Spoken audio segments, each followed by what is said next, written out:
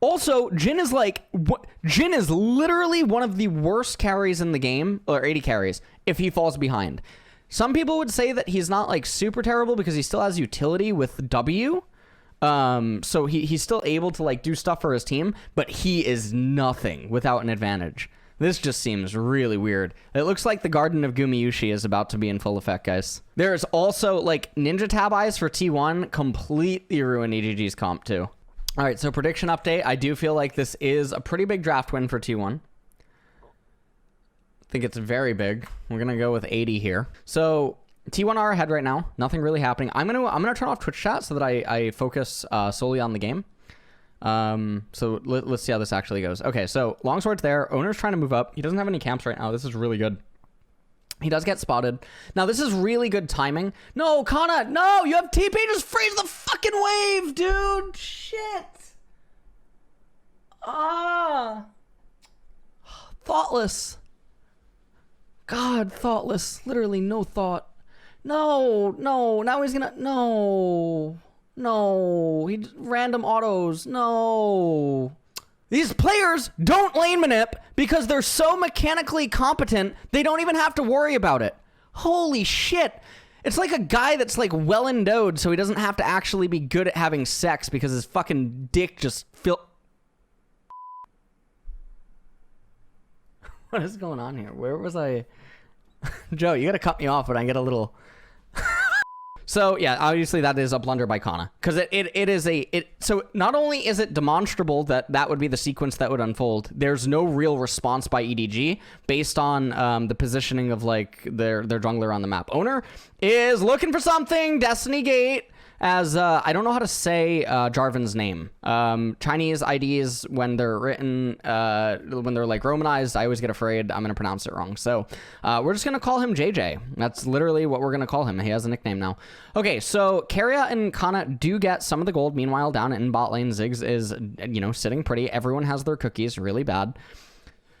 Faker has Ignite up. Don't really know what Owner is intending to do. But, I mean, obviously, a super passive game here is totally fine. But Owner is going to get Zenith Blade on. But, okay, Owner's fucking dead because they were looking to try to, for some reason, start up the Rift Herald. A really bad play by T1. No reason to do it. However, EDG making a little bit of a blunder on their own. Faker maybe going to throw his wild cards here. He does not actually have the ability to clear the entirety of the wave. So Jhin just moving up for literally fuck all reason means that Gumayusi, I think, is going to be able to get a plate. If he so wants it. But yeah, his mana is actually relatively healthy. They have full intel on everyone on EDG right now. Gumayusi actually not going to go for the plate. So he must already have a reset that doesn't change by getting 160 gold. I don't know why I'm drawing on my screen as if you guys can see it, because you can't. Nothing really... Sorry, one sec. I think Owner's just dead. Yeah. They have the ultimate on Scout, who has the Stand United. And so that's just really good by JJ going into the jungle, finding Owner, getting a kill onto him. Owner 2 deaths right now. They don't need to fight this. They don't need to fight this Herald. The reason they don't need to fight this Herald is because if you look at all of their turrets except for top, all of them are uber healthy. And even though there's a Ziggs and like the Ziggs plus Herald combo, right? You almost instantly raise the turret. Doesn't really matter. Like your EDG right now, you're up 1,000 gold inside of the game. You do not need to opt into this fight. Sylas could have just stayed in bottom and gotten 2 extra waves, and he could have gotten a pretty good amount of damage onto the turret. They are going to rotate here, and they are going to opt into this fight. Gumayusi does miss the R. Owner goes over the wall, has his ultimate active. Scout follows him on the Sylas, and it looks like JJ is going to come down and just squash basically the Xin Zhao that is just, getting a little bit too ahead of himself. As Gumayusi trying to look for any sort of poke that they possibly can. Lots of poke. Now, this is basically where T1's comp is going to flourish, where the 3 artillery champions are all going to be able to be with each other. Viper trying to set something out. Scout is looking to go on the flank. Kana does get caught out, and there's nothing to protect all these poke champions from not just getting completely killed. And okay, that bouncing ball is not going to get it, and T1 making a really disastrous decision there again by yeah. So T1 is finally going to raise a turret. They are just actually going to give up the Mountain Dragon. That is really brutal to just really give up the champions. Ah, shit. The champions that it hurts the most is Twisted Fate and Xin. Everyone else not as much. So there's that. Okay, Faker is yeah, he's underneath the turret here. Okay, Stand United is coming out by Keria, and they are trying to do a lot of damage to him. He goes into a stasis, but his gold card fades. He doesn't actually get the gold card off, but the wild cards is gonna come out, and holy shit, did the tweet make them dive the no, never mind, the tweet didn't work. Tweet did not work. Tweet did not work. As the Stand United comes out, they do end up getting the turret. Gumayusi not quite there, as the bouncing bombs are trying to come. Oh, fuck. Never mind. No damage. Okay.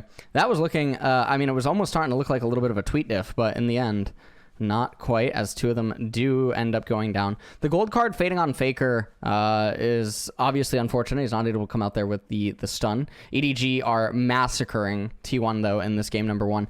The one good thing, if you are a T1 fan, is that the Cloud Dragon is the third Drake of the game, which means that they can just ignore that, and they can try to continue to scale up and everything. Faker had no business being down here underneath the turret. Non-active healing, for example, is Soraka. Okay, well, he's dead. Owner's just dead. So non-active healing, he just got mugged. Non-active healing is like Soraka, Yuumi, right? These are champions that can activate their healing abilities outside of combat. Okay.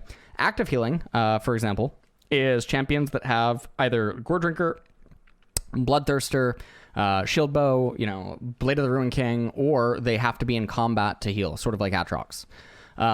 So active healing is something that, if you're a poke champion, you can try to do things that don't allow them to heal while you're poking them down, which means that you're not actually reducing any of their healing other than their HP per 5 while that's going on. So Grievous Wounds is really good against active healing in the event that you're actually taking a fight against them. But the way that T1's team comp is intending to play, right, is just massive amounts of poke. But before the trigger is going to be pulled for, any of the EDG members or something, they should already be, whittled down by a little bit of poke. So it shouldn't be Ziggs that has to sacrifice power in his build when he's such a core component to the poke and everything else, yada, yada, yada. Okay, T1, I think, are just going to throw. I mean, they're going to flip it. They're going to flip it here. Yeah, they're flipping. They're flipping the Baron, yeah. Boner! Holy shit, the boner! Oh, they felt that. Oh, the boner. Holy shit. Okay, well, it filled, it definitely filled T1 right back up in this game. EDG does get 3 kills, but T1 get all of the EXP and they get the gold. So it definitely is a worthwhile Baron. Looks like T1 are gonna try to flip. Oh my god. But Flandre has teleport. This is a horrendous decision. Graves clears Dragon so fast. Boner getting real low. Oh my god. Okay, see, that's why Jin's really bad against Ziggs, by the way. That is actually why Faker's dead. I have no idea what the hell Faker was doing. What the fuck? Wait, I wasn't even noticing. I actually was not noticing what he was doing. What was Faker doing? What? So one of the things, though, is that even taking Grievous Wounds against non-active healers, such as Yuumi and Soraka, is also a little bit risky in the sense that they can just wait for the Grievous Wounds to actually fall off before activating their heals. So there is the ability to play around it. However, it doesn't mean that you should never go Grievous Wounds against non-active healers. It means that you sort of have to go it in situations where it makes sense, that you're going to drain them through the poke. Yeah. Okay. Yep. You know, if the guy that asked shows up soon. Thank you, Gunshot. This game's over. 2-1 loses.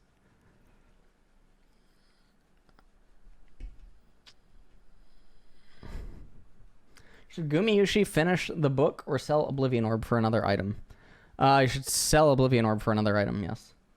Faker, what? Where's Soraka? I mean, no one's going to play her. That has nothing to do with whether or not Soraka's good. I was talking about Graves for the last 18 months. And now he's just being played, even though Graves was better before. A lot of people don't even realize Graves was better before. He did get some aid in Season 11 after he was nerfed. He did get some aid, but Graves was better before. Graves was better when Death's Dance existed. Okay? Because Graves was not only tankier when Death's Dance existed, he was harder to kill. Graves, the Graves that we are seeing now is a worse version of Negan Graves. It's still really good, but pro players fucking suck dick at finding good champions. They are not reliable because they don't actively have to think about the game because they're good enough that they don't need stuff like this. Faker does not look very amused.